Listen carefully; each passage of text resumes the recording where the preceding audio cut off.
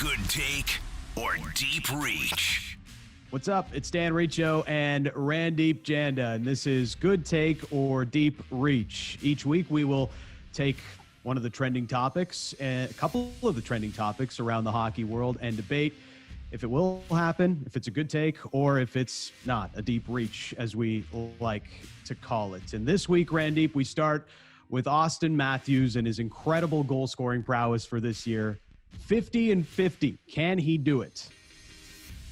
This is a deep reach. Hey, listen, what he's been doing is incredible. 18-19, but look at the road ahead. He has to score 32 in 38 more games. That's a tough task because goal scoring, it's streaky. And I understand puck luck, bounces, all of that stuff has to take a role in it. And that's, it's tricky to predict that sort of thing. So he's on a historic pace right now. We can all respect it. We can all, applaud it. But expecting 50-50, come on.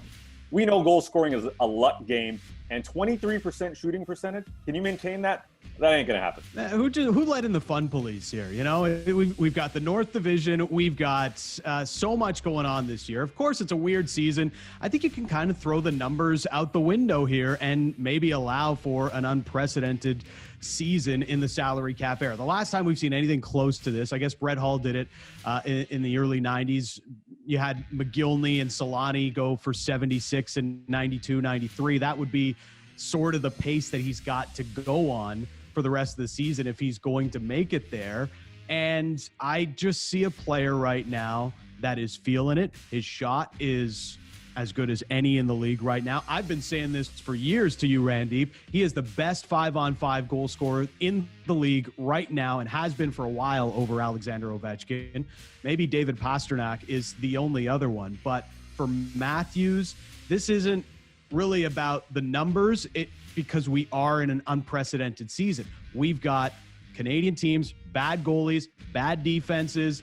This absolutely can happen. I think it will happen. Auston Matthews, 50-50 this Okay, you've been drinking the Matthews Kool-Aid for a long time. I'll give you that. But let's look back at other seasons where players have done pretty close to what he's doing right now. Simon Gagne in 05-06, yeah, he had 16 goals. Guess what? David Pastrnak a couple of years ago had a similar pace. Hold your horses, relax. It ain't going to happen. He's going to hit 40.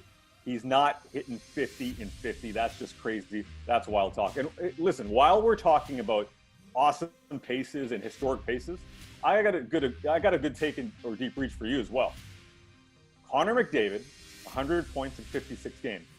Good take or deep reach? Okay, this one is even more crazy than 50-50, I think, which is kind of wild. But for me, with Connor McDavid right now, you have a player who has so much of his team on his shoulders. When he throws it on and he puts it on like he does pretty much every Saturday night on Hockey Night in Canada, you can see the potential for 156. But the reality is, Randip, nobody has even come close to that kind of pace since Mario Lemieux in 2000. I think even before that, you have to go back to the Gretzky days to get the kind of pace you will need to be at 156. The only things we've seen kind of close to that are Nikita Kucherov and Leon Draisaitl last year, and even they were at about a 1.5 points per game.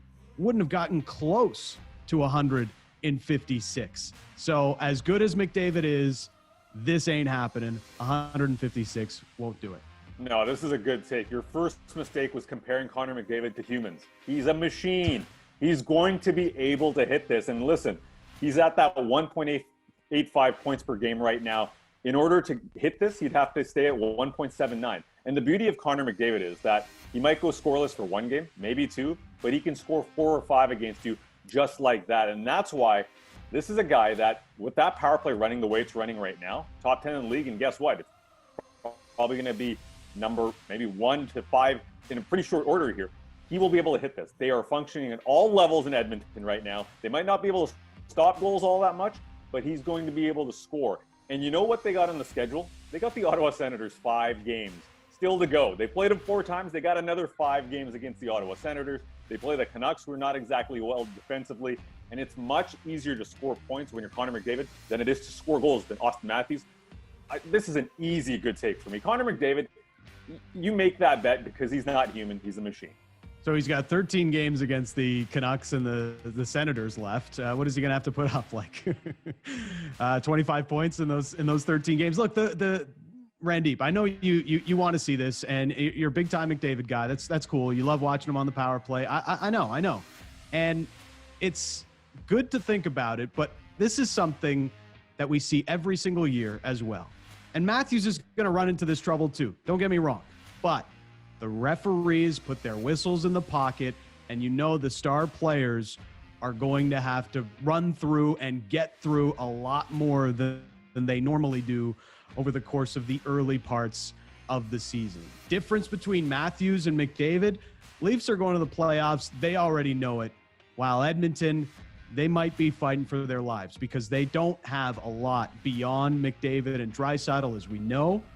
I think Matthews is going to be focused on making a record-breaking type of season, whereas McDavid's got to do all the little things to make sure his Oilers get to the playoffs.